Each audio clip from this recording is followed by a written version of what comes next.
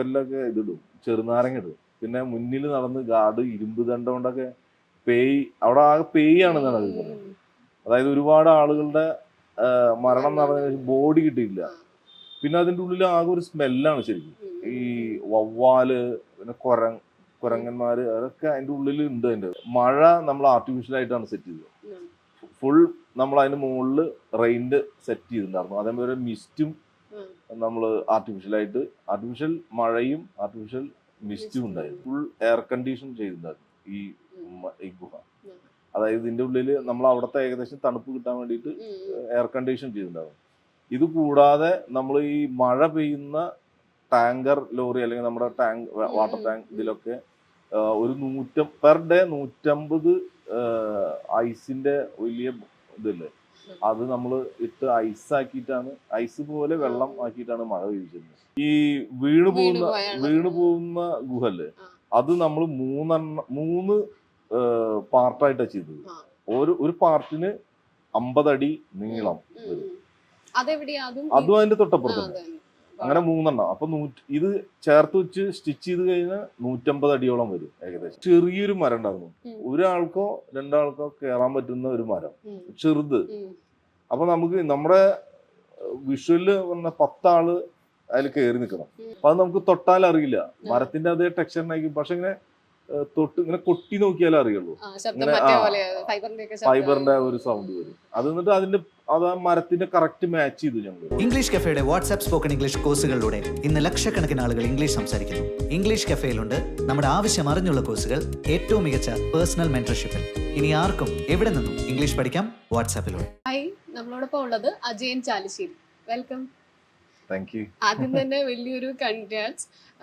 കാരണം ഇതുവരെ ചെയ്ത വർക്കുകളിൽ ചിലതൊക്കെ വലിയ പ്രശംസ നേടിയിട്ടുണ്ട്, ചിലത് അത്ര പ്രശംസ കിട്ടാതെ പോയിട്ടുണ്ട്. പക്ഷെ ഇതിനെല്ലാം അപ്പുറത്തേക്ക് മഞ്ഞുമല ഇറങ്ങി വരുന്ന, തിയേറ്റർ വിട്ട് വരുന്ന ഓരോ പ്രേക്ഷകനും സംസാരിക്കുന്ന രീതിയിലേക്ക് മാറിയിരിക്കുകയാണ് വർക്ക്. അതിൻ്റെ ഒരു ക്ലൈമാക്സ് എന്നൊക്കെ എല്ലാവരും പറയുന്നത് കമൽഹാസൻ സാറിനെ കാണാൻ പറ്റി എന്നുള്ളതാണ്. എന്തായിരുന്നു ആ ഒരു എക്സൈറ്റ്മെന്റ്? വളരെ സന്തോഷമല്ലേ നമുക്ക്. അതായത് നമ്മുടെ ഒരു സിനിമ ഒരു 33 വർഷം മുന്നേ ഇറങ്ങിയിട്ടുള്ള ഒരു സിനിമയ്ക്ക് വേണ്ടിയിട്ട്, ആ കമൽ സാറൊക്കെ അഭിനയിച്ച ഒരു സിനിമയ്ക്ക് നമ്മളൊരു അതിന്റെ വേറൊരു ട്രിബ്യൂട്ട് മാതിരി ചെയ്ത്, അല്ലെങ്കിൽ ആളാണ് ശരിക്കും അതിന്റെ ഒരു ഇത് പറയേണ്ടത്. ആളുടെ ഒരു സിനിമ ഗുണ എന്നുള്ള പേര് വരും, അതൊക്കെ അതിലാണ് വരുന്നത്. അപ്പൊ അത് അയാൾ കണ്ട് എല്ലാവരെയും വിളിപ്പിച്ച് അതിന്റെ ഒരു സന്തോഷം പറയുന്നത് വല്ലാത്തൊരു സംഭവം തന്നെ. മലയാളത്തിലൊക്കെ അപൂർവമായിട്ട് സംഭവിക്കുന്ന ഒരു കാര്യം. ആളും വളരെ ഹാപ്പി ആയിട്ട് തന്നെയാണ് ഞങ്ങളോട് സംസാരിച്ചത് ഈ സിനിമയെ പറ്റിയിട്ടും, പിന്നെ ഗുണ കേവിൽ ആ കാലഘട്ടത്തിലുള്ള ഷൂട്ടിങ്ങിനെ പറ്റിയിട്ടൊക്കെ സംസാരിച്ചു. കുറേ നേരം, ഏകദേശം ഒരു 1.5 മണിക്കൂറിന്റെ അടുത്ത് സംസാരിച്ചിട്ടുണ്ട് എല്ലാവരും. സന്താന ഭാരതി സാറ്, അമർ സാറ്, എല്ലാവരുടെയും കൂടെ ഫോട്ടോസ്, എല്ലാ ആളുകളുടെയും കൂടി ഫോട്ടോസൊക്കെ എടുത്തിട്ട് വളരെ സന്തോഷമായിട്ടാണ് ഞാൻ കണ്ടിരിക്കുന്നത്. അല്ല, അത് സന്താന ഭാരതി സാറാണ് ശരിക്കും അങ്ങനത്തെ ഒരു ഇതൊക്കെ നോക്കിക്കണ്ടത്. ശരിക്കും ആ സിനിമയുടെ ആർട്ടിന് മറ്റേ ആളതിനെ പറ്റി കുറെ സംസാരിച്ചു. എന്തുകൊണ്ട് എനിക്കിത് തോന്നിയില്ല എന്ന്, നമുക്ക് എന്തുകൊണ്ട് ചെയ്യാൻ പറ്റിയില്ല എന്നൊക്കെ ഉള്ളതൊക്കെ പറഞ്ഞു. പിന്നെ ആള് ഓവറോൾ സിനിമ വളരെ ഭയങ്കര ഹാപ്പിയാണ്, സിനിമ വളരെ ഇഷ്ടമായി. അങ്ങനെയാണ് ഇതിന് മലയാളത്തിൽ തന്നെ സംസാരിച്ചു തുടങ്ങി. സിനിമയിലേക്ക് വരുമ്പോ ഇപ്പൊ ഇതിന്റെ ആദ്യമായിട്ട് ഇങ്ങനെ പ്രൊജക്റ്റ് ആയിട്ട് സൗബിന വന്നതെന്നൊക്കെ ഞാൻ വായിച്ചിട്ടുണ്ടായിരുന്നു. അപ്പൊ തുടക്കത്തിൽ ഇതാണ് പരിപാടി എന്ന് എവിടെയെങ്കിലും ഒക്കെ വായിച്ചു കേട്ടിട്ടുണ്ടാവല്ലോ ഈ ഒരു ഇൻസിഡന്റ് ഒക്കെ. ഇത് വായിച്ചു കേട്ടിട്ടുണ്ടെങ്കിലും ഇതാണെന്ന് എനിക്ക് അറിഞ്ഞിട്ടുണ്ടായിരുന്നില്ല. എനിക്ക് ഷോണും സൗബിനും കൂടിയിട്ടാണ് വിളിച്ചത്, എൻ്റെ ഒരു പ്രൊഡ്യൂസർ ഷോൺ. അപ്പൊ അവര് പറഞ്ഞു ഇങ്ങനെ അതായത് ഗുഹേനെ അതാണ് ഒരു വേണ്ടത്, ഗുഹയാണ് അതിൽ വേണ്ടത്, നമുക്ക് അങ്ങനെ ഒരു സെറ്റപ്പ്, പിന്നെ ഒരു കുഴിയിൽ വീണ് പോകുന്നതാണെന്നൊക്കെ പറഞ്ഞു. അപ്പൊ നമ്മളൊന്നും വിചാരിക്കല്ലോ ഗുണ കേവിന്റെ നമ്മളതൊന്നും എന്തായില്ല. അപ്പൊ എന്ത് കുഴി ഇതൊക്കെ. അപ്പൊ നോക്കാം, എന്നിട്ടത് സംസാരിച്ച് ഇതാക്കാന്ന്. പിന്നീട് നമ്മളത് കഥ കേൾക്കുമ്പോഴാണ് അറിയണത് ഗുണ കേവിന്റെ ഇതാണ്. പിന്നെ നമുക്ക് ഗുണ കേവ് പോലെ വല്ലതും കിട്ടുമോ, അത് സെറ്റ് ഇടാതെ നമുക്ക് എങ്ങനെയും ചെയ്യാൻ പറ്റുമെന്നൊക്കെ കുറേ നോക്കി. പിന്നെ നമ്മൾ ലൊക്കേഷൻ കണ്ടു, ഈ ഗുണ കേവ് എന്താന്ന് നമുക്ക് മനസ്സിലായി. അപ്പൊ അത് ഇത്രയും ആളുകളൊക്കെ വന്ന സ്ഥലമാണ്. അപ്പോ അത് നമുക്ക് അങ്ങനെ അറിയാത്ത പോലെ വേറെ ഏതെങ്കിലും ഗുഹയിൽ ചെയ്യാൻ പറ്റുന്നതല്ല. അപ്പൊ അത്രയും സൈസ് ഉള്ളതാണ്. ആളുകൾ ഒരു ഒട്ടനവധി ഇപ്പോഴും ആ ഏരിയയിലേക്ക് പോയിക്കൊണ്ടിരിക്കുന്നതാണ്. ഉം. അപ്പൊ അവരൊക്കെ കണ്ടുള്ളത് ആണ്. യൂട്യൂബില് ആ കിടക്കുന്നുണ്ട്. അതിന്റെ കുറെ പഴയ വീഡിയോസും ഇതൊക്കെ ഉണ്ട് അതില്, കുറെ ഫോട്ടോസ് ഉണ്ട് ഇതില്.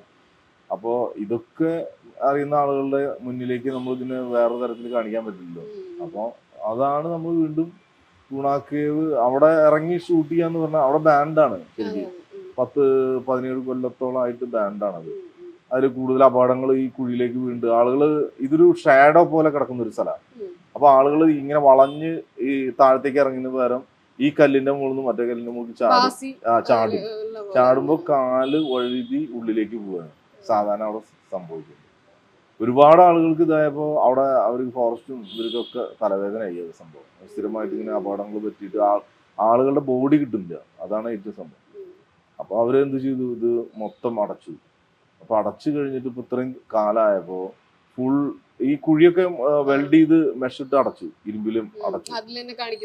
അപ്പൊ അതിന്റെ മുകളില് കല്ല്, മണ്ണ്, പിന്നെ ഈ കരിയിലകള്, പിന്നെ ചുള്ളിക്കമ്പ് അതായിട്ടുള്ള അങ്ങനത്തെ ഐറ്റങ്ങളൊക്കെ വന്ന് ലെയറായിട്ട് വന്ന് അടിഞ്ഞ് കിടന്നിട്ട് ഇപ്പൊ അത്യാവശ്യം ഹൈറ്റിനെ പോയി കിടക്കുന്ന ആ ഭാഗത്ത്. ഇപ്പോഴുള്ള അപകടം എന്ന് പറഞ്ഞാൽ നമുക്ക് എവിടെയാണ് കുഴിന്ന് തിരിച്ചറിയാൻ പറ്റില്ല. അതിന്റെ അടിയിൽ തുരുമ്പ് പിടിച്ച് കിടക്കുന്ന അങ്ങനത്തെ അറിയാൻ പറ്റില്ല. അപ്പൊ അങ്ങനത്തെ ഒരു അവസ്ഥയിലാണ് നമ്മൾ. ഫുൾ ചളിയാണ് അതിന്റെ ഉള്ളിൽ. അതായത് എല്ലാ ഗുണയുടെ പരിസരത്ത് പെയ്യുന്ന എല്ലാ മഴവെള്ളവും അതിന്റെ ഉള്ളിലേക്കാണ് ഒഴുകിയെത്തുന്നത്. അത് അങ്ങനെ ഒരു ഇത് ഏറ്റവും താഴെയാണ്, ഒരു 80 അടി താഴ്ചയിലാണ് ഈ ഗുണ കേവിന്റെ ഇത് നിൽക്കുന്നത്. അപ്പൊ നമ്മൾ അവിടേക്ക് ഇറങ്ങിപ്പോണം. ഭയങ്കര ഇപ്പൊ വഴി ഇല്ല ശരിക്കും. വഴി പഴയ വഴി, അതിൽ മണ്ണ് തൂർന്ന് കിടക്കുക. അതായത് മുന്നേ വഴി ഉണ്ടെങ്കിലും കുറെ കാലമായിട്ട് ആളുകൾ നടന്നില്ലെങ്കിൽ ചെടികളൊക്കെ പിടിച്ച് തൂർന്ന് അങ്ങനെ നമ്മൾ നോക്കി ഇറങ്ങിപ്പോണം. പോകുന്ന വഴിയിൽ തന്നെ ഈ സൈഡിലൊക്കെ കുഴികളാണ്. അതായത് ഭയങ്കര ഒരു മിസ്റ്ററി പ്ലേസ് ആണ് ശരിക്കും ഗുണാക്കേവ്. നമുക്ക് പറയാൻ പറ്റില്ല എവിടെ കുഴി എന്ന് പറയാൻ പറ്റില്ല. ഒരു ഭൂകമ്പം മാതിരി ഒരു വിള്ളലും ഇതൊക്കെ ഉണ്ടായിട്ട് പാറൊക്കെ അകന്ന് പോയി നിൽക്കുന്ന ഒരു സ്ഥലമാണ് ശരിക്കും ഗുണാക്കേവ്. അതുകൊണ്ട് രൂപപ്പെട്ട് വന്നുള്ള ഒരു കേവാണത്. ഇത്രയും കേട്ടിട്ട് അതിന്റെ അകത്തേക്ക് നിങ്ങൾക്ക് എന്തായാലും ഇത് കണ്ടല്ലേ പറ്റുള്ളൂ. അപ്പൊ പെർമിഷൻ വാങ്ങി അവിടെ കേറുമ്പോ നമുക്ക് ഒരുപാട് അതിനെ സംബന്ധിച്ച് വർത്തമാനങ്ങളുണ്ട്. അപ്പൊ അതിന്റെ അകത്തേക്ക് കയറുമ്പോഴുള്ളൊരു ഇത് സത്യത്തിൽ നമ്മളെ ഭയങ്കരമായിട്ട് പേടിപ്പിച്ചിട്ട് തന്നെയാണ് ഇതിന്റെ ഉള്ളിലേക്ക് കയറ്റിയത്. അതായത് ഇത് അവര് ഗുണാക്കേവ് ആണോ, ഗുണക്കേവിലേക്കാണോ ഇറങ്ങേണ്ടതെന്ന് നമ്മുടെ അപേക്ഷ കേൾക്കുമ്പോൾ തന്നെ അവർ പറഞ്ഞു അത് വേണോ, അങ്ങനെ കൊടുക്കണോ. കാരണം വെച്ചാൽ അത് ഇത്രയും ഭയങ്കര ബുദ്ധിമുട്ടുള്ള സ്ഥലമാണ്. ഇപ്പൊ എന്താ അവസ്ഥ എന്ന് അറിയില്ല അവർക്കാരും.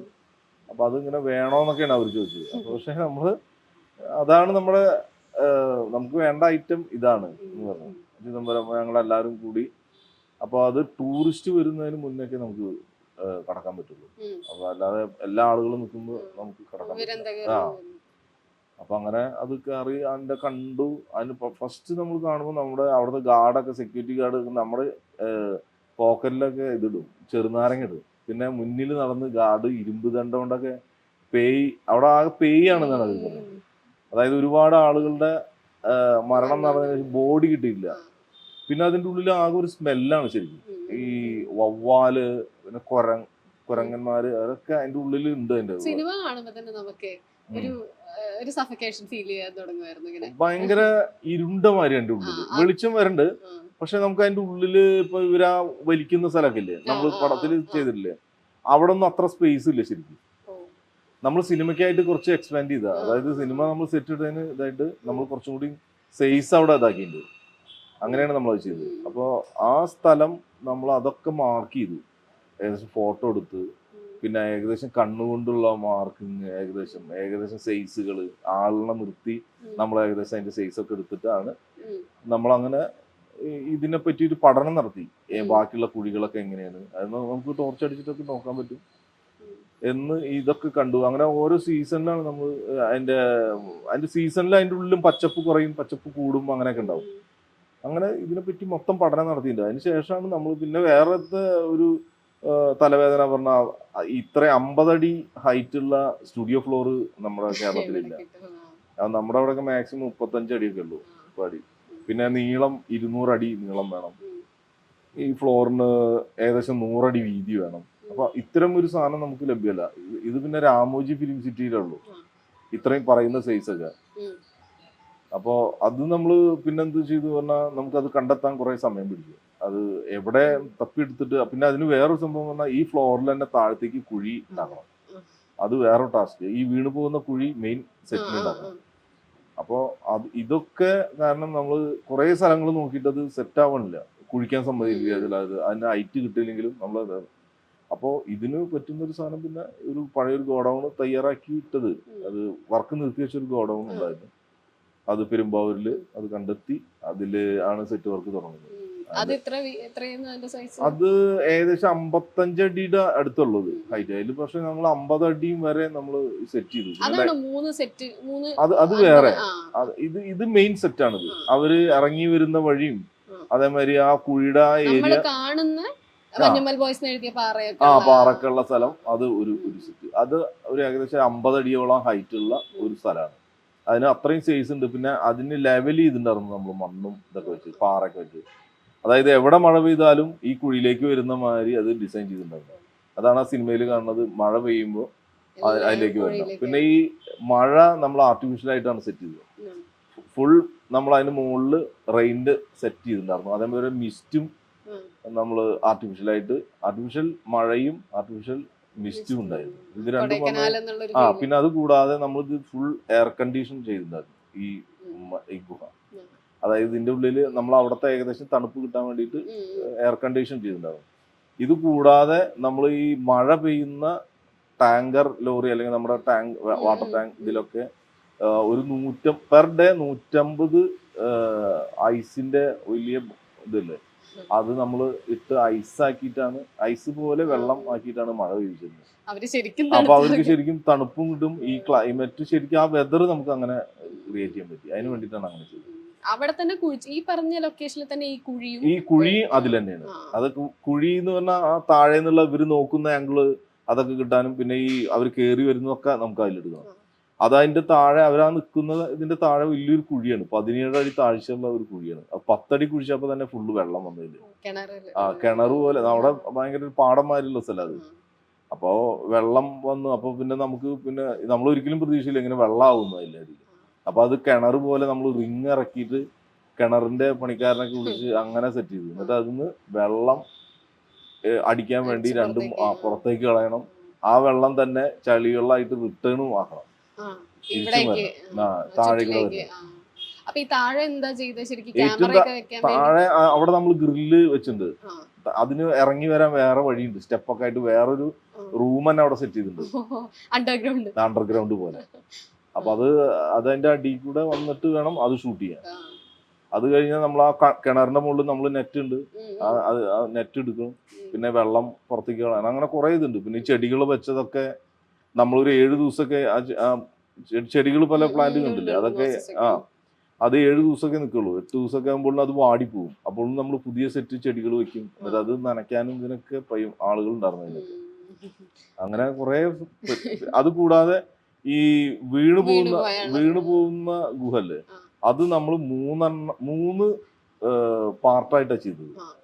ഒരു പാർട്ടിന് 50 അടി നീളം വരും. അതും അതിന്റെ തൊട്ടപ്പുറത്ത് തന്നെ. അങ്ങനെ 3 എണ്ണം. അപ്പൊ ഇത് ചേർത്ത് വെച്ച് സ്റ്റിച്ച് ചെയ്ത് കഴിഞ്ഞാൽ 150 അടിയോളം വരും ഏകദേശം. അങ്ങനെ 3 ഇറങ്ങിപ്പോകുന്ന വഴികൾക്ക് 3 ക്യാരക്ടർ കൊടുത്തിട്ടുണ്ടായിരുന്നു. ഒരെണ്ണത്തിൽ അതായത് ഇങ്ങനെ ഇറങ്ങി പോണത് കാണിക്കുന്നത്, അത് അങ്ങനത്തെ സെറ്റപ്പ്. പിന്നെ വീണ് കിടക്കുന്ന സ്ഥലം, പിന്നെ വീണ് കിടക്കുന്ന സ്ഥലം. ഇതൊക്കെ നമ്മൾ ഓരോ പാർട്ടിലും ഓരോന്നായിട്ട് ചെയ്യും. അതിന്റെ സൈഡിലേക്ക് വീണ് കിടക്കുന്നതും ഒക്കെ ആയിട്ട് ഓരോ ഗുഹകൾ പോലെ. അതായത് നമ്മൾ ഇതൊരു മിസ്റ്ററി, ഇത് പലതരം ഇതുണ്ടാവും. ഞാൻ ആ വീണ ആളോട് ചോദിച്ചു. അതുപോലെ നമ്മള് ഒറിജിനൽ ആയിട്ടുള്ള അവിടെ ഈ കൊടൈക്കനാലിൽ ശരിക്കും ഇപ്പോഴും അതുപോലുള്ള മുകളിൽ തന്നെ വിള്ളലുണ്ടാകും. ഇവിടെ ആളുകൾ ഇപ്പോഴും പോയിക്കൊണ്ടിരിക്കുന്നുണ്ട്. അത് ഭയങ്കര ഡേഞ്ചർ ആയിട്ടുള്ള സ്ഥലങ്ങളുണ്ട്. ഗുണ കേവിന്റെ മുകളില് നമ്മൾ സാധാരണ ഇപ്പൊ ടൂറിസ്റ്റ് ഒക്കെ പോകുന്നില്ലേ, അവിടെ ഇപ്പോഴും ഡേഞ്ചർ ആയിട്ടുള്ള സ്ഥലമുണ്ട്. അവിടെ ഒരു ഇതുപോലും ഇല്ല, ഗ്രില്ലും അവിടെ അങ്ങനെ വെറുതെ വെച്ചിട്ടുള്ളൂ. ആളുകൾക്ക് അറിയില്ല അതിൽ വീണാലും പോയി. അതുവഴിയൊക്കെ ആൾക്കാർ ഇങ്ങനെ ഓടി നടക്കുന്നത് കാണാം. പക്ഷെ അത് അവിടെ ഒന്നും ഗ്രില്ല്, ആളുകൾക്ക് അറിയില്ല അതിന്റെ എന്താണ് അതിന്റെ സീരിയസ്നെസ് അറിയില്ല ശരിക്കും. ഇങ്ങനെ ഈ സൗബിൻ വീഴുന്ന സൗബിന്റെ ബാബുഷായർ സാർ ഇന്നലെ സംസാരിച്ചപ്പോൾ എന്നോട് പറഞ്ഞത് സൗബിന്റെ ജീവനോട് കിട്ടിയത് ഭാഗ്യമാണ് എന്നുള്ള രീതിയിൽ. ഈ കുഴിയിലേക്ക് അഭിറാം പറഞ്ഞിരുന്നു കുറച്ച് പേടിയാണ്, ഹൈടെക് അക്രോഫോബിക് ആണ്, എന്നിട്ട് ഇതിന്റെ അറ്റത്ത് നിന്നിട്ട് തന്നെ പേടിയായിരുന്നു എന്നുള്ള. ഇവരെയൊക്കെ ഇതുമായിട്ട് പൊരുത്തപ്പെടണം. ഗണപതി അതുപോലെ പറഞ്ഞു പുഴുവും പഴുതാരും ഒക്കെ ഉണ്ടായിരുന്നു പോകുന്നത്, അജയേട്ട അതുവരെ കൊണ്ടിട്ടിട്ടുണ്ട്. ഒരു എക്കോസിസ്റ്റം ഉണ്ടാക്കുക ശരിക്കും. നമ്മളിത് കുറെ ഇത് ഏകദേശം ഇങ്ങനെ സെറ്റ് ചെയ്ത് കഴിഞ്ഞപ്പോൾ തന്നെ ഇതിന്റെ ഒരു അറ്റ്മോസ്ഫിയർ ശരിക്കും വന്നിട്ടുണ്ടായിരുന്നു. നമുക്ക് അവിടെ ഒരാള് ഇതിന്റെ നമ്മളൊരു വേറെ സ്ഥലത്ത് കൂടെ ഇത് കാണാൻ വരുന്ന ആൾക്കാരെ നമ്മൾ കൊണ്ടുവരിക, ഒരു ചെറിയൊരു ഹൈറ്റ് കുറഞ്ഞുള്ള ഒരു സ്ഥലത്ത് കൂടെ ഒരു വഴി ഉണ്ടാക്കിയിട്ട് കൊണ്ടുവരുന്നത്. അപ്പൊ അവര് എല്ലാ ആൾക്കാരും ഞെട്ടിപ്പോയിട്ടുള്ളൂ ഇതിന്റെ ഉള്ളിൽ. നമുക്ക് ഒരിക്കലും ഇത് സെറ്റാൻ തോന്നാത്ത തരത്തില് റിയൽ പരിപാടി ഞങ്ങൾ ചെയ്തിട്ടുണ്ടാവും. ഭയങ്കര ഹൈപ്പർ റിയലിസ്റ്റിക് മാതിരി ചെയ്തിട്ടുണ്ടായിരുന്നു. ഒറിജിനൽ കല്ലുണ്ട്, ഫൈബറിന്റെ കല്ലുകളുണ്ട്. അപ്പൊ നമുക്കിത് ഏതാണ് ഒറിജിനലും തിരിച്ചറിയാൻ പറ്റില്ല, ഒക്കെ ഒരേപോലത്തെ ടെക്സ്ചറാക്കി മാറ്റിയിട്ടുണ്ടായിരുന്നു. ഈ ആർട്ടിസ്റ്റുകൾക്ക് ഇപ്പം മരം നമ്മൾ എപ്പോഴും പറയുന്ന സാധനം, അതുപോലെ ഈ പാറയും ഇതൊക്കെ വരുമ്പോ ഇവർക്ക് എന്തെങ്കിലും ഒരു റെസ്ട്രിക്ഷൻ ഉണ്ടായിരുന്നു? ഇത് ഒറിജിനൽ അല്ല കേട്ടോ, ഇങ്ങനെ സൂക്ഷിച്ചു കഴിക്കാം. അത് അവർക്ക് ഏകദേശം 2 ദിവസം കൊണ്ടൊക്കെ ഏകദേശം പിടികിട്ടിയിട്ടുണ്ട്. ഇത് ഇവിടെ വീണാലും ശരിക്കും ഗുണയിൽ വീഴുന്ന പോലെ പരിക്ക് പറ്റുന്ന മനസ്സിലായിട്ടുണ്ട്. അതായത് കല്ലിന്റെ ഇടയിൽ കൂടെ ഒക്കെ ഇറങ്ങി വരുമ്പോഴും അതൊക്കെ നമ്മളവരോട് പറഞ്ഞിട്ടുണ്ട്. ഇത് ഇവിടെ വീണാലും ശരിക്കും പരിക്ക് പറ്റും എന്ന് വെച്ചാല് അതേപോലെ തന്നെ ഒരു റിപ്ലിക്ക പോലെ ചെയ്തിട്ടുണ്ട്. പക്ഷെ ഒറിജിനൽ ഗുണ കേവിന് കുറച്ചും കൂടി താഴ്ച ഇതുണ്ട്. അവര് നിൽക്കുന്ന സ്ഥലമൊക്കെ ഇല്ലേ, കുറച്ചും കൂടി ഡീപ്പായിട്ടുണ്ട്. പക്ഷെ നമുക്ക് നമ്മുടെ ഈ സെറ്റിന്റെ ഹൈറ്റ് വെച്ചിട്ട് അതിന്റെ ഒരു മെഷർ ചെയ്തിട്ട് അതിന്റെ പല ലെവലുകളാക്കുമ്പോൾ നമുക്ക് മാക്സിമം കിട്ടുന്ന ഹൈറ്റ് ഇതാണ്. ഇതിൽ തന്നെ നമുക്ക് ഈ ചെരുവില് വെള്ളം വന്ന് വീഴാനുള്ളതും അങ്ങനെ കുറെ ഇത് ചെയ്യാണ്ട് ഈ ഇതിന്റെ ഡിസൈൻ. അങ്ങനെയാണ് നമ്മള് സെറ്റ് തയ്യാറാക്കിയത്. പിന്നെ വീണ് കിടക്കുന്ന ഒരു സ്ഥലമുണ്ട്. അതൊക്കെ നമ്മൾ ഈ കുഴിയില് മറ്റേ 3 സെറ്റ് ചെയ്ത അതിലാണ് നമ്മൾ ചെയ്തത്. അതുപോലെ തന്നെ ഇപ്പൊ ഇത് എന്തൊക്കെ പറഞ്ഞാലും ഒരു സിനിമയിൽ ഇപ്പൊ എത്ര സൗബിനൊക്കെ ആർട്ടിസ്റ്റ് ആണ്, അവർ പ്രൊഡ്യൂസേഴ്സ് ആവുന്നു എന്നൊക്കെ പറഞ്ഞാലും പണം, സമയം എന്ന് പറയുന്ന സിനിമയുടെ വളരെ ഇമ്പോർട്ടന്റ് ആയിട്ടുള്ളതാണല്ലോ. അപ്പൊ ഇന്ന സമയത്ത് ഇറക്കണം, ഇത്ര ബഡ്ജറ്റിന്റെ അപ്പുറം നമുക്ക് ഇപ്പൊ മലയാള ഇൻഡസ്ട്രി ആണല്ലോ എന്തൊക്കെ പറയാം. അപ്പൊ അങ്ങനെ എന്തെങ്കിലും കൺസ്ട്രെയിൻസ് ഉണ്ടായിരുന്നോ ഏതെങ്കിലും ഒരു പോയിന്റിൽ? അല്ല, നമ്മളിത് ആദ്യം ചെയ്യാൻ തുടങ്ങുമ്പോ തന്നെ ഇതിന്റെ ആദ്യം ഇതിനൊരു ചെറിയതായിട്ട് ഇത് കറക്റ്റായിട്ട് ബിൽഡിങ് പോലെ അല്ല. ഇത് വല്ലാത്തൊരു ഷേപ്പൊക്കെ ഉള്ള ഒരു ഗുഹ. നമ്മൾ നിന്ന് നോക്കുമ്പോൾ നമ്മുടെ തലയ്ക്ക് മുകളിലൂടെ ചെരിഞ്ഞു പോകുന്ന പാറക്കെട്ടൊക്കെയാണ്. അപ്പൊ ഇതിനൊരു ഷേപ്പ് ഇല്ല. ഇത് ഒരു പലതരത്തിൽ പോയിക്കൊണ്ടിരിക്കുന്നത്. അപ്പൊ അത്തരം ഒരു സാധനം നമുക്കിത് ഉണ്ടാക്കി തുടങ്ങിയാൽ തന്നെ നമുക്കിത് പറയാൻ പറ്റും. ഇതിന്റെ ഉൾഭാഗം എങ്ങനെയാ ശരിക്കും ഇങ്ങനെ? അല്ല, ഉൾഭാഗം നമ്മള് അവരൊക്കെ ഏകദേശം പറഞ്ഞു. പിന്നെ നമുക്കും കാണാൻ പറ്റും കുറച്ച്. അതിന്റെ ഇപ്പുറത്തുള്ള കുറെ കുഴികൾ ഞാൻ പറഞ്ഞില്ലേ, മുകളിലുള്ള കുഴികൾ നോക്കിയാൽ നമുക്ക് അറിയാൻ പറ്റും ഇതാണ് അതിന്റെ എഫക്ട്. പിന്നെ ഈ ഇറങ്ങിയ ആളൊക്കെ നമ്മൾ ചോദിച്ചിട്ടുണ്ട്. പിന്നെ പാറകളുടെ അവിടുത്തെ ഒരു സ്വഭാവം നമ്മൾ പഠിച്ചിട്ടുണ്ട്. ഇത് എങ്ങനെയാണ് ഇതിന്റെ മുഖത്തെ ടെക്സ്ചർ, കളർ ടോൺ എന്താ, പിന്നെ ഡീപ്പായിട്ടുള്ള കളറുകൾ, പിന്നെ എത്രയോ വർഷങ്ങളായിട്ട് വെള്ളം ഒഴുകിക്കൊണ്ടിരിക്കുമ്പോൾ അതിന്റെ ഒരു നനവും ആ ഒരു പൂപ്പലൊക്കെ പിടിച്ചതൊക്കെ നമ്മൾ ഇത് ഉണ്ടാക്കിയിട്ടുണ്ടായിരുന്നു. അപ്പൊ അത് നമ്മൾ വ്യക്തമായിട്ട് അതിനൊക്കെ കണ്ട് ഇതാക്കി തന്നെ പഠിച്ചിട്ട്. ഇതില് മരം പറഞ്ഞപ്പോ ഇവരൊക്കെ പറയുന്നുണ്ടായിരുന്നു അതിന്റെ അപ്പുറത്ത് ഒക്കെയാണ് എന്നുള്ളത്. അപ്പൊ ഈ സ്ട്രെങ്ത്തും ലോഡ് എടുക്കാവുന്ന എല്ലാത്തിന്റെയും ലോഡിന്റെ കാര്യങ്ങളൊക്കെ ആദ്യമേ തീരുമാനിച്ചിട്ടാണോ? ഇത് ആ മരം എന്ന് പറഞ്ഞ സ്ഥലം ശരിക്ക് നമ്മുടെ പില്ലർ റോക്ക് എന്ന് പറഞ്ഞ സ്ഥലത്തിന്റെ ഒരു പതിപ്പാണത്. പില്ലർ റോക്ക് എന്ന് പറഞ്ഞ സ്ഥലം, അതായത് ഗുണ കേവിന്റെ ഇപ്പുറത്തുനിന്ന് നോക്കുമ്പോൾ നമ്മൾ മെയിൻ കാണുന്ന ഒരു വ്യൂ പോയിന്റ് ആണ്. ഈ പില്ലർ റോക്കിന്റെ ഉള്ളിലായിട്ടാണ് ഗുണ കേവ് സ്ഥിതി ചെയ്യുന്നത്. പക്ഷെ ഗുണ കേവിലേക്ക് വരണമെങ്കിൽ വളഞ്ഞു വരണം എന്ന് പറഞ്ഞു. നമ്മള് പില്ലർ റോക്ക് എന്ന് പറഞ്ഞ് കാണിക്കുന്ന വ്യൂവിന്റെ അവിടെ ഈ 2006 വെറുതെ ഇങ്ങനെ കിടക്കുന്ന ഒരു സ്ഥലം, അവിടെ ഒരു മരത്തിന്റെ മുകളിൽ ഇവർ കയറുന്ന ഒരു ഫോട്ടോ എടുത്തിട്ടുണ്ടായിരുന്നു. ഒറിജിനൽ മഞ്ഞുമൽ ബോയ്സ് പോയിട്ട് ആ സാധനം റീക്രിയേറ്റ് ചെയ്യും നേരത്തെ. ഇപ്പോഴത്തെ ബുദ്ധിമുട്ട് പറഞ്ഞാൽ ഇവിടെ ആകെ ടൈൽസ് ഇട്ടുണ്ടായിരുന്നു. പിന്നെ ഇവിടെ ഇപ്പോഴത്തെ ഇതായിട്ട് അവിടെ വലിയ മതില് വന്നു. പിന്നെ അവിടെ ആകെ മാറിപ്പോയി. പിന്നെ ആ മരം ഇല്ല, അവിടെ മരം പോയി. അപ്പൊ നമ്മൾ എന്ത് ചെയ്തെന്ന് പറഞ്ഞാൽ അതേപോലത്തെ ഒരു ലൊക്കേഷൻ നമുക്ക് ആവശ്യമായിട്ട് വന്നിട്ട് അങ്ങനത്തെ ഒരെണ്ണം കണ്ടെത്തിയിട്ട് ആ ഏകദേശം അവിടെ ഒരു ചെറിയൊരു മരം ഉണ്ടായിരുന്നു. ഒരാൾക്കോ 2 ആൾക്കോ കയറാൻ പറ്റുന്ന ഒരു മരം, ചെറുത്. അപ്പൊ നമുക്ക് നമ്മുടെ വിഷ്വല് പറഞ്ഞ 10 ആള് അതിൽ കയറി നിൽക്കണം. അപ്പൊ ഈ സാധനമാണ് നമുക്ക് വേണ്ടത്. അപ്പൊ നമ്മുടെ കയ്യിൽ ആകെ 2 ആള് കയറുന്ന ഒരു ചെറിയൊരു മരമുള്ളത്. ആ മരമാണെങ്കിൽ ഒരു കുഴിയിൽ നിന്ന് ഇങ്ങനെ പൊന്തി വന്നില്ല. അപ്പൊ അവിടെ പ്ലാറ്റ്ഫോം വേണം. അപ്പൊ നമ്മൾ 10 അടിയോളം മുകളിലേക്ക് പൊക്കിയിട്ട് ഒരു പ്ലാറ്റ്ഫോം അടിച്ചു. പ്ലാറ്റ്ഫോം അടിച്ചിട്ട് അതിന്റെ ബാക്കി കാണുന്നതാണ് നമ്മുടെ മരം. അപ്പൊ ഈ പ്ലാറ്റ്ഫോം അടിച്ചിട്ട് അതിന്റെ മുകളിൽ കംപ്ലീറ്റ് മണ്ണൊക്കെ ഇട്ട് പുല്ലൊക്കെ ഇട്ട് സെറ്റ് ചെയ്തിട്ട് ഈ മരത്തിന്റെ മുകളിൽ വേറെ 2 മരങ്ങൾ വെട്ടി വെച്ച് അത് വെൽഡ് ചെയ്തിട്ട്, ഇത് ഇരുമ്പുകൊണ്ട് വെൽഡ് ചെയ്തിട്ട് ഈ ഒരു മരത്തിനായിട്ട് പിടിപ്പിച്ചു. പിടിപ്പിച്ചതിന് ശേഷം അതിന് നമ്മൾ ഈ കഥയിൽ ആവശ്യമായിട്ടുള്ള എത്ര കമ്പുകൾ നമ്മൾ അതിന്റെ മുകളിൽ ഫിറ്റ് ചെയ്തു, ഫുൾ വെൽഡ് ചെയ്തിട്ട് പിടിപ്പിച്ചു. ഈ വെൽഡ് ചെയ്ത് പിടിപ്പിച്ചതിന് ശേഷം ഒറിജിനൽ മരത്തിന്റെ ഭാഗങ്ങളായിട്ടാണോ അല്ലെ ഫൈബറിൽ? അല്ലല്ല, അത് ആദ്യം നമ്മൾ ഇരുമ്പിൽ ചെയ്യണത്. ഇവരൊക്കെ കയറി നിൽക്കുന്നതാണ്. ഫൈബറിന്റെ പറഞ്ഞാൽ അതിന്റെ ഒരു സ്കിന്ന് മാത്രമാണ്. അതിന്റെ ഉള്ളില് നമ്മള് അസ്ഥി എന്നൊക്കെ പറഞ്ഞമാതിരി അതിന്റെ ഉള്ളില് മറ്റേ പൈപ്പ് പോകണം നമ്മുടെ ഷേപ്പിന്. എന്നിട്ട് എവിടൊക്കെ ആളുകൾ തൂങ്ങി കിടക്കണം അതൊക്കെ നമ്മൾ മാർക്ക് ചെയ്തിട്ട് അവിടൊക്കെ കമ്പുകൾ പോലെ ഇരുമ്പിലടിച്ച് അതിന് നമ്മൾ സ്കിന്ന് പോലെ മറ്റേ ഇത് വെച്ചിരിക്കണം. അതായത് ഈ ഫൈബർ കൊണ്ടുള്ള ടെക്സ്ചർ വെച്ചിരിക്കുക. അപ്പൊ അത് നമുക്ക് തൊട്ടാൽ അറിയില്ല, മരത്തിന്റെ അതേ ടെക്സ്ചറിനായിരിക്കും. പക്ഷെ ഇങ്ങനെ തൊട്ട് ഇങ്ങനെ കൊട്ടി നോക്കിയാലേ അറിയുള്ളൂ. ഇങ്ങനെ ഫൈബറിന്റെ ഒരു സൗണ്ട് വരും. അത് എന്നിട്ട് അത് ആ മരത്തിന്റെ കറക്റ്റ് മാച്ച് ചെയ്തു ഞങ്ങള്. അവിടെയുള്ള മരത്തിനായിട്ട് കറയും അതേമാതിരി അതിന്റെ മറ്റതിന്റെ തോല് അങ്ങനെയുള്ള അത് നമുക്ക് തിരിച്ചറിയാൻ പറ്റില്ല. നമുക്ക് തൊട്ടാലോ അറിയാൻ പറ്റില്ല. കാരണം വെച്ചാൽ ഒറിജിനൽ മരത്തിന്റെ മുകളിൽ നിന്ന് എടുക്കുന്ന അതിന്റെ മോൾഡാണത്. അപ്പൊ നമുക്ക് തിരിച്ചറിയാൻ പറ്റില്ല അത് 100% എന്താണ്. എത്ര അടുത്തേക്ക് ക്യാമറ കൊടുത്താലും അങ്ങനെയാണത്. അപ്പൊ അങ്ങനെ മരങ്ങള് അത് സെപ്പറേറ്റ് ചെയ്ത് ഉണ്ടാക്കിയതാണത്. അപ്പൊ ഇവർക്ക് കയറി നിൽക്കാനൊക്കെ അത്രയും സ്ട്രോങ് ആണത്. അല്ല, അവർക്ക് എല്ലാ ആളുകൾക്കും അറിയില്ല. സൗബിനൊക്കെ അറിയാം ഞങ്ങൾ ഇവിടെ വർക്ക് ചെയ്യേണ്ടത്, ബാക്കി ആളുകൾക്ക് അറിയില്ല. അപ്പൊ അത് വെക്കുന്ന അതിന്റെ മരം മാത്രല്ല, അത് വെക്കുന്ന ഒരു ഇതുണ്ട്, ഒരു പാറ ഉണ്ട്. ആ ക്യാമറ വെക്കുന്ന പാറ അടക്കം നമ്മൾ ഫൈബറിൽ ചെയ്തത്. അവിടെ ആ ബോർഡ്, ഒരു പഴയൊരു ബോർഡ് തുരുമ്പ് പിടിച്ച് കിടക്കുന്നുണ്ട് അത്. പിന്നെ അവിടുത്തെ ഈ കരിങ്കൽ പോസ്റ്റ്, ഇതൊക്കെ ഫൈബർ. അത് അവിടെ ഒന്നും റിയൽ ആയിട്ടുള്ള സാധനം ഒക്കെ നമ്മൾ സെറ്റ് ചെയ്താ. അങ്ങനെ ഒരു കമ്പിയൊക്കെ കെട്ടി ഉണ്ടാക്കിയതാണ് അവിടെ. ഇതുപോലെ ഗാലിദ് ലാസ്റ്റ് വടം നിൽക്കുന്ന വടം കെട്ടിയിട്ട ഒരു പാറയൊക്കെ ഉണ്ടല്ലോ. അപ്പൊ ഈ വെയിറ്റ് അങ്ങനത്തെ സാധനങ്ങളിലൊക്കെ ഇവർ കണക്ട് ചെയ്ത് പോയാലൊക്കെ വെയിറ്റ് അത്ര തന്നെ രീതിയിലാണോ അതോ ഒറിജിനൽ പാറയിടുന്നത്? അത് നമ്മള് ഇതാണ് ആവശ്യം എന്ന് പറഞ്ഞാൽ നമുക്ക് അതിനുള്ള സെറ്റിങ് ചെയ്യാൻ പറ്റും. മനസ്സിലായില്ലേ? അപ്പൊ ഇതിന്റെ മുകളിലാണ് നമുക്ക് കെട്ടേണ്ടത്. ആ പാറ നമ്മൾ എവിടെയാണ് കെട്ടാൻ ഉദ്ദേശിക്കുന്നത് പറഞ്ഞാൽ ആ സാധനം നമുക്ക് എങ്ങനെ വേണമെങ്കിലും സ്ട്രോങ് ആക്കാൻ പറ്റും. അത് നമുക്ക് കാണാത്ത തരത്തിൽ അത് സ്ട്രോങ് ചെയ്ത് ആക്കാൻ പറ്റും. ഡബിൾ ലെയറൊക്കെ അടിച്ചപ്പോൾ നമുക്ക് കൈ കൊണ്ട് തൊട്ടാൽ പോലും ഫൈബർ അത് അമർന്നു പോകില്ല. പിന്നെ ഷോട്ട്സ് എടുക്കുമ്പോ വടംവലി വേറെയും അല്ല, ഒരേ ഷോട്ടിൽ എടുത്താലും കുഴപ്പമില്ല. ഇതൊരു പെർഫെക്റ്റ് ആയിട്ടുള്ള ഒരു സെറ്റാണത്.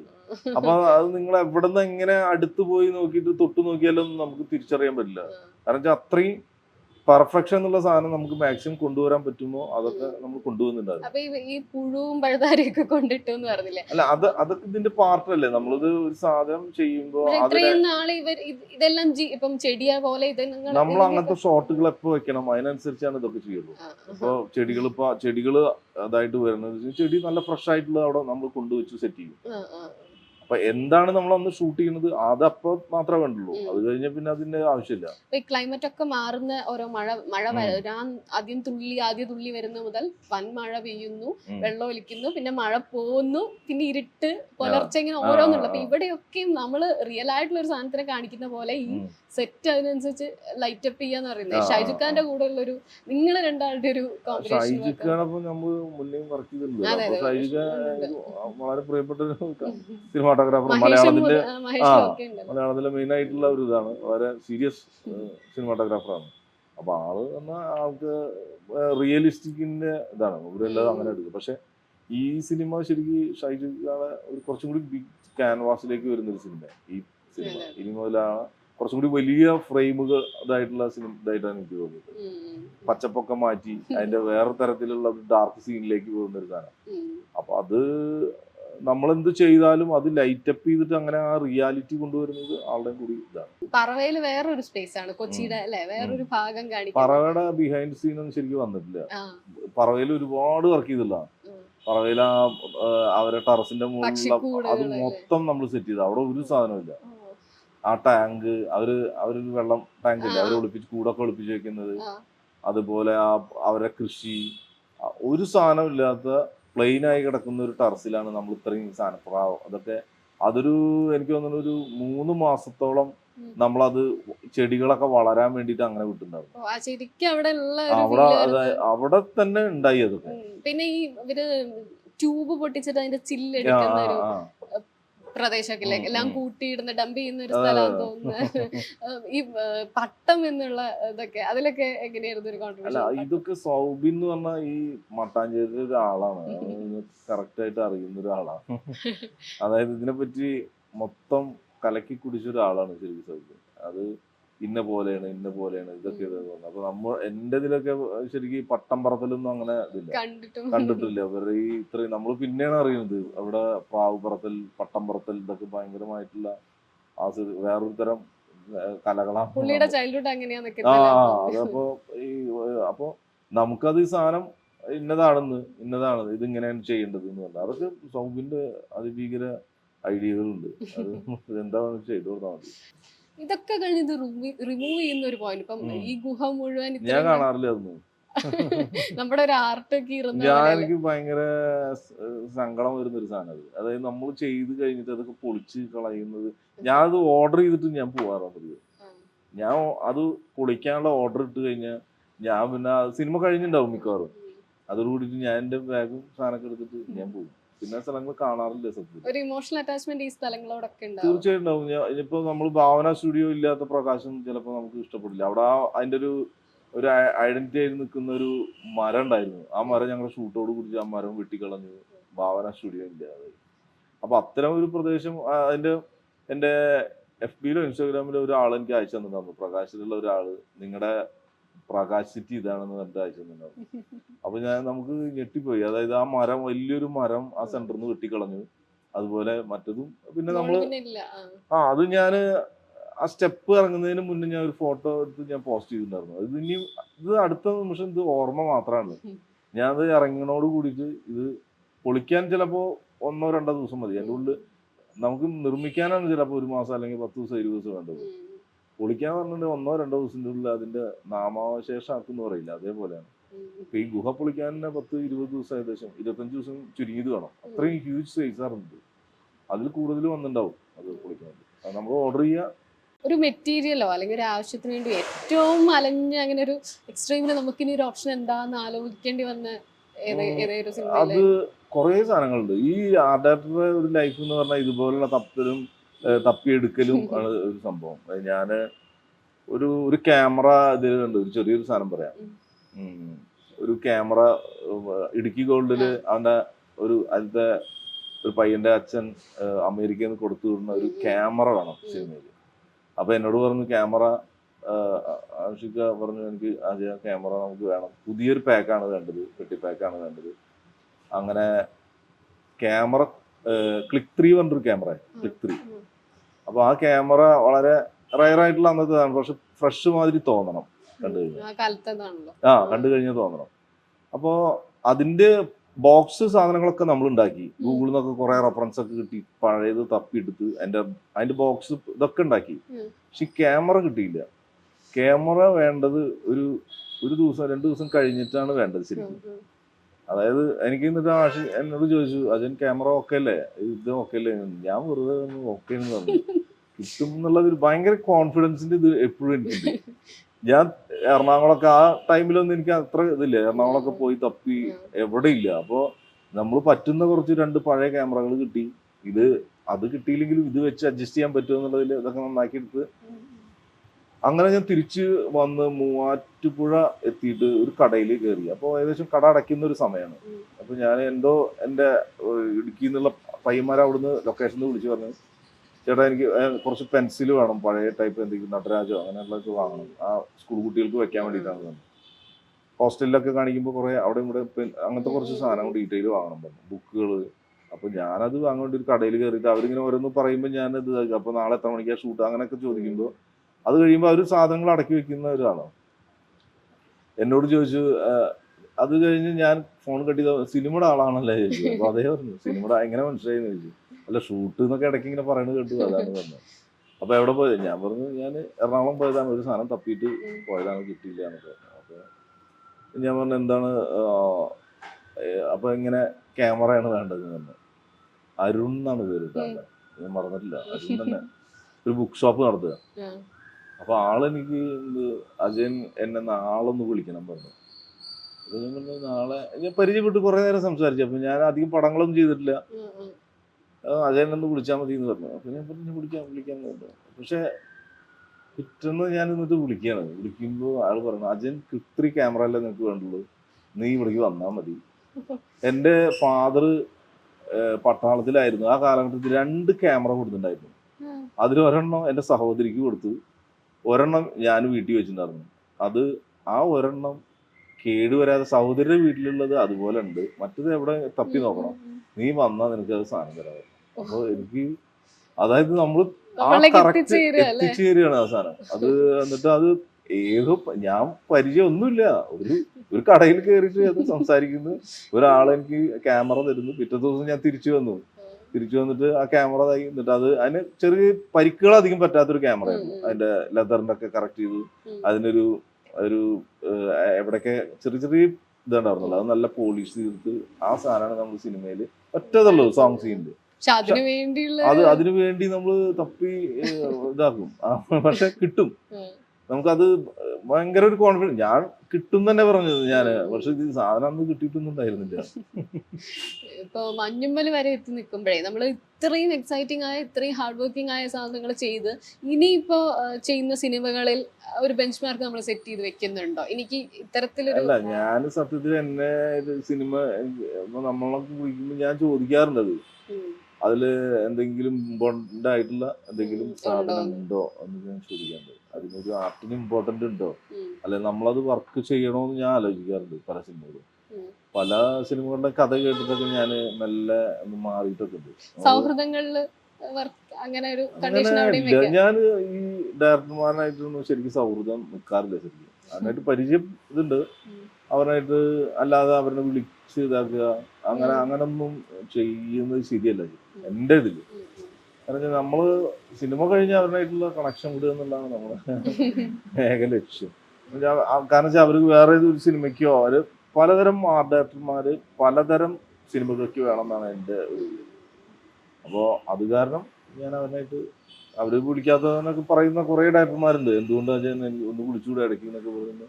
പക്ഷെ അത് അതിന്റെ ഒരു കാരണം എനിക്ക് കിട്ടുന്നില്ല. വെറുതെ നമ്മൾ വിളിച്ചിട്ട് ഒരാളിനെ അല്ല, നമ്മൾ എന്തിനാണ് ഒരാളിനെ അങ്ങനെ ഒരു കമ്മിറ്റ്മെന്റ് ആക്കി വെക്കേണ്ട ഒരു ആവശ്യമില്ല.